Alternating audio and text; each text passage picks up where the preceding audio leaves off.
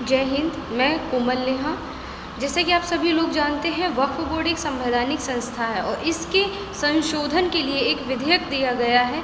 तो मैं इस संशोधन के लिए पूर्ण रूप से अपनी सहमति देते हुए आप सभी को ये बताना चाहती हूँ कि अगर ये संशोधन होता है तो इस संशोधन के आधार पर जो वक्फ बोर्ड ने अपनी शक्तियों का दुरुपयोग किया है, कहीं भी किसी भी ज़मीन को लूटपाट कर लिया, जैसे कि 2022 में एक तमिलनाडु का केस आया था, वहाँ पर एक कस्बे को वक्फ बोर्ड ने पूरा अपनी ज़मीन बोल दिया था।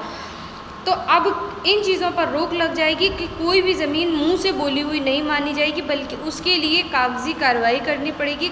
उसके लिए एक वक्फ बोर्ड नामा पेश करना पड़ेगा।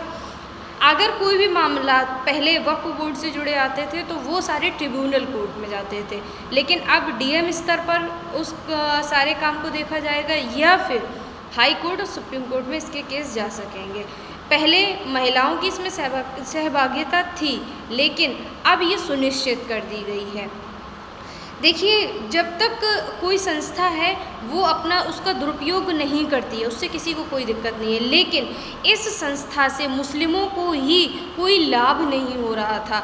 मुस्लिमों को, बल्कि कुछ ऐसे मुस्लिम समुदाय के लोग थे जो कि उस ज़मीन का दुरुपयोग कर रहे थे, लूटपाट मचाई हुई थी, वक्फ बोर्ड का नाम खराब कर रहे थे। इसलिए इसमें सुधार की आवश्यकता है।